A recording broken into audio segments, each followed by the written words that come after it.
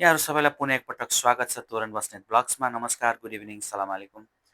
भोलिबाट लगभग रमदान सुरु हुँदैछ र यही क्रममा कर्निसले सम्पूर्ण सबैलाई स्वागत गरेको छ। झिलिमिली छ त्यहाँमाथि, यहाँ रमदान करिम लेखेर सिम्बोलिक रूपमा राखिएको छ भनेदेखि गोल्डेन लालटिनको रूपमा पनि सिम्बोल यहाँ राखिएको छ। यहाँहरू सबैजनालाई स्वागत छ। यहाँ आउनुभयो भने यहाँहरूले पनि यसको दृश्य हेरेर पक्कै पनि मनोरञ्जन लिनुहुनेछ र एकछिन भए पनि यहाँहरूले आनन्द उठाउन सक्नुहुनेछ। आउनुहोस्, एकछिन त हिँड्नु पऱ्यो नि।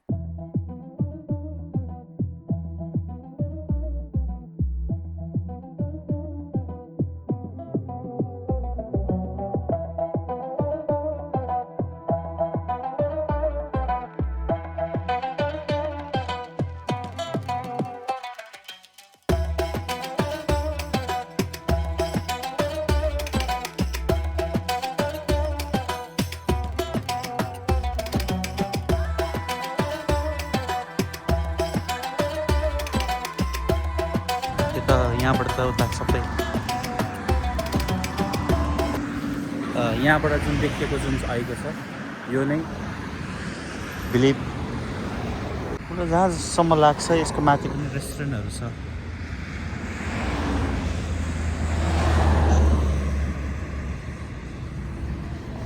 म्युजियम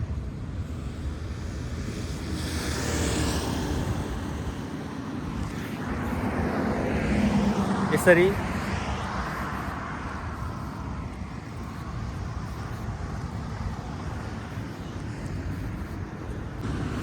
रातिको समय चाहिँ कस्तो देखिन्छ त भन्ने कुरो पनि हो। कर्निसहरू रातिको समय बत्तीको झिलिमिली यस्तै नै हो। अहिले पनि रातिको समयमा बत्तीको झिलिमिलीका ट्राई गरेर यो देख्न हामी सक्छौँ नि। यतापट्टिको एरिया जतै पनि हामी हेर्न सक्छौँ। यो समय बेलुकाको खाना खाइसके पछाडि हिँडुल गर्नको लागि त योभन्दा राम्रो समय के हुन सक्छ र। त्यो पनि समुद्रको छेउमा।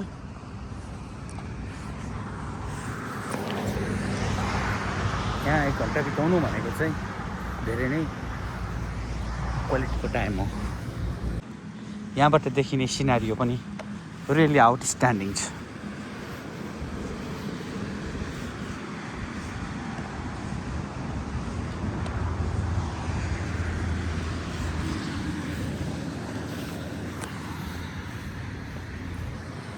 त्यो एरियामा चाहिँ लाइट भयो, यो एरियामा यता छैन लाइट। त्यही पनि लाइट नभए पनि त्यति माछा बजार पनि छ। यो समुद्रमा माछा माऱ्यो, उतापट्टि समुद्रमा माछा माऱ्यो अनि ल्यायो यहाँ बेच्यो। यो माछा बजार बिहान बेलुका ट्राई गरेर यहाँ माछा बजार छ। अहिले पनि लागिरहेको छ माछा बजार, मान्छेहरू खरिद बिक्री त भइरहेको छ। अलिक कमै रहेछ, सकिन आँटेको होला अब माछा बजारहरू। लगभग सिद्धिसकेको छ अब। यो सबै माछा बजार भयो, बिहान बेलुका माछा लाग्ने। यहाँबाट गएर चाहिँ ट्राई गरेर माछा मारेर लिएर आउने जहाजहरू उनीहरू सानो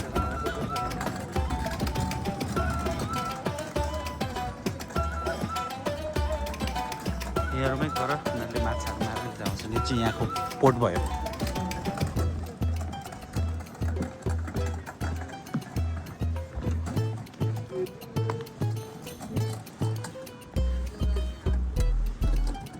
त्यस्तो राम्रो सिन त आउँदैन रहेछ क्या। यो चाहिँ पोर्ट भयो जहाँबाट चाहिँ माछा मारेर लिएर आएर यहाँ राखेर यहाँबाट फेरि अन्यतिर लाने गरिन्छ। सानो एउटा पोर्टको मात्रै भयो चाहिँ।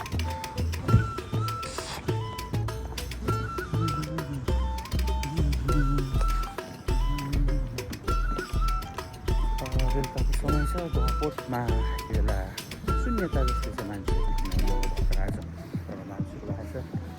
म भने एकछिन यो एक्सप्लोर गर्नको लागि यो जहाजहरू मेरो पर कार पार्किङ गरेर म राखेर आएको छु। त्यो कारणले गर्दाखेरि एकछिन मेरो बाइक फाइदा भयो भन्ने हिसाबले मैले चाहिँ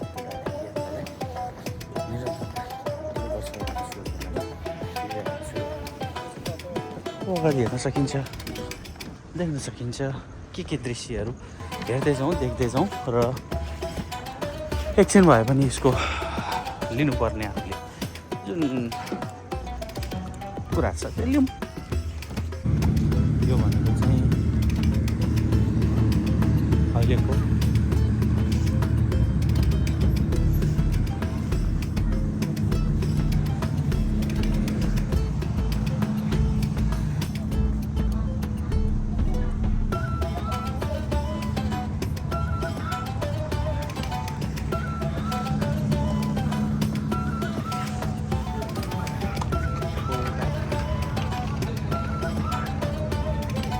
पुरानो ठुलो खालको टिभी राखेको छ त्यहाँ देखाएको छ।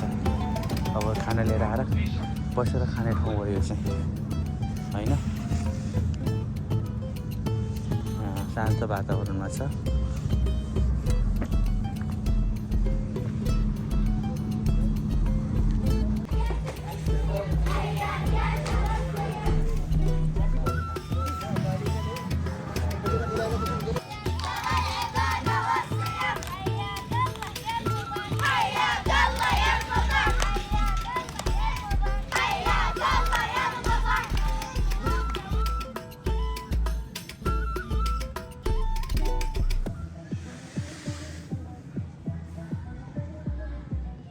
यहाँबाट पनि देखिने सिनारियो भनेको त धेरै नै परको दृश्यहरू पनि देखियो भनेदेखि जहाँबाट म आएँ अघि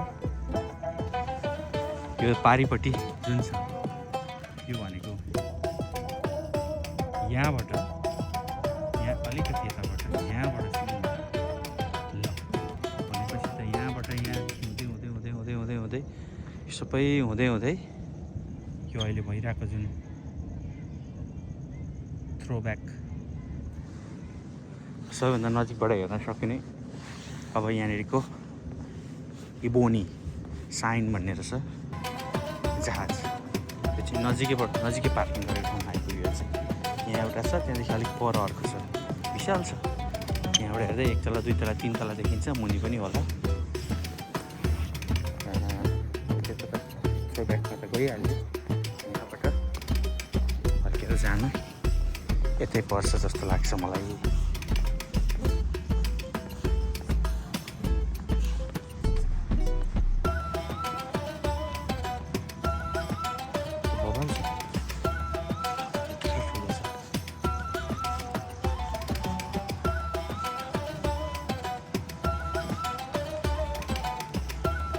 हो यति नजिकबाट यत्रो ठुलो जहाजमा त मैले पहिलोचोटि देख्दैछु। प्राइभेट नै हो यो।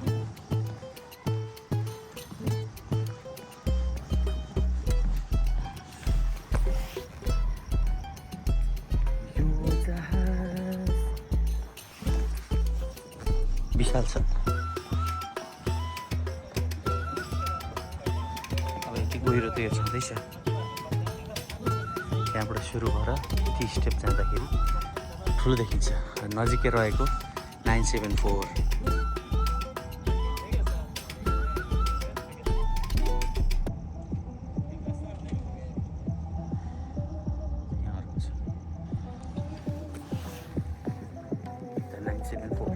पर भयो। यो एउटा भयो भनेदेखि यो अर्को भयो। यहाँनिर पनि ठुलै छ तर यो चाहिँ नि ठुलो सुनबी मलाबा। यहाँ त यसले त धेरै बोकेर हिँड्दो रहेछ यो पछाडि। त्यसमा पनि होला यो जहाजले सँगसँगै आफू सँगसँगै बोकेर हिँड्ने छ। विभिन्न सानोहरू पनि धेरै बोकेर हिँड्न रहेछ।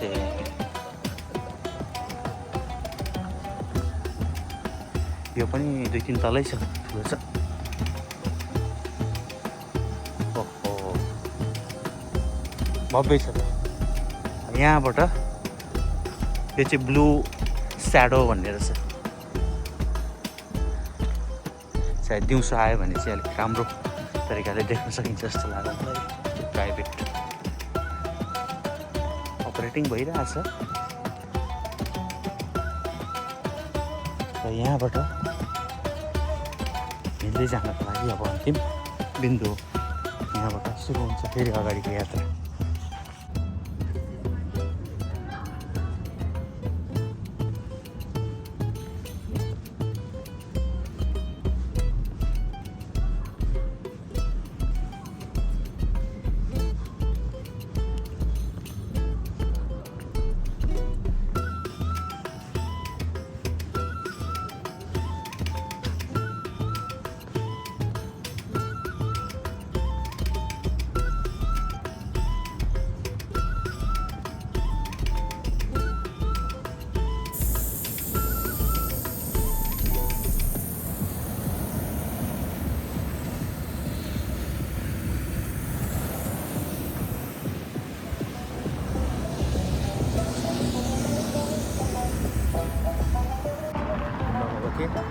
यो भने अहिले देख्न सक्छौँ सुकबाट थोरै बाहिर निस्किसके पछाडि देखिने अल्फर्दनको स्ट्रिटमा रहेका विभिन्न एक्सचेन्ज साथै अन्यहरू पसलहरू छन्।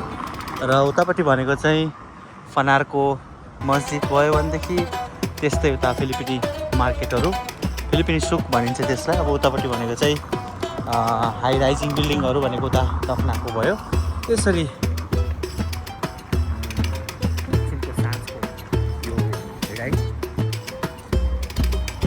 आफूलाई नै एउटा स्पेसल बनाउनको लागि चाहिँ के गरियो त भन्दाखेरि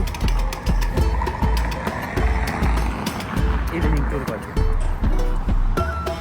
यहाँ सबभन्दा राम्रो कुरा के छ भनेदेखि यहाँ नजिकै मेट्रो स्टेसन छ, त्यता पर पनि एउटा मेट्रो स्टेसन थियो। अनि यहाँ आउनको लागि एउटा एक्सेसेबल, अब बेलुकाको यो प्रायः पसलहरू बेलुकाको रौनक यसरी हेर्नको लागि यति आनन्द र यति उत्साहजनक छ यहाँनिर। यहाँ एउटा मेट्रो स्टेसन छ, त्यहाँबाट सुक वाकिफ हुँदै कतिर मुसिरिकमा जोडिन्छ। यो चाहिँ त्यहाँबाट अन्य ठाउँमा जानको लागि त एक चिज भइ नै हाल्यो। र ट्रान्सपोर्टेसनको लागि चाहिँ एकदम सही तरिकाबाट ट्रान्सपोर्टेसन यहाँ आउनको लागि हामीलाई एक चिज छ। मेट्रोको सिग्नल चाहिँ लगभग यस्तो छ यहाँनिर।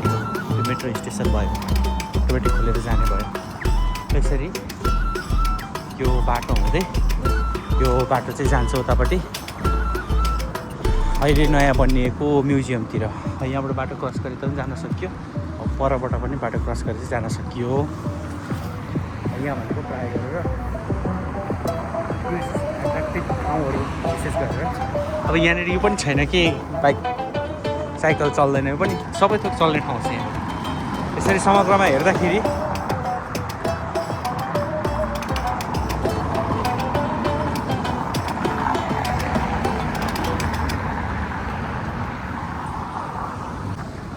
विभिन्न होटलहरूदेखि लिएर टिकट काट्ने ठाउँ, खानापिना गर्ने ठाउँ, फोटो स्टुडियोहरू, एक्सचेन्ज, सानो पार्क, सबै कुराहरूले यो ठाउँलाई के गरेको छ भन्दाखेरि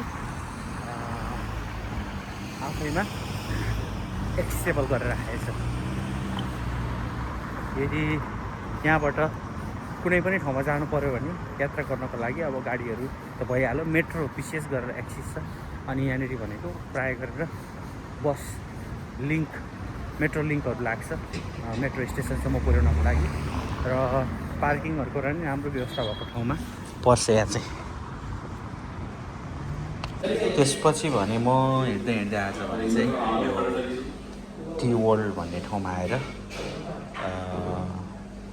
बेलुकाको खाना के खानुपर्छ जस्तो लाग्यो हिँड्दै हिँड्दै।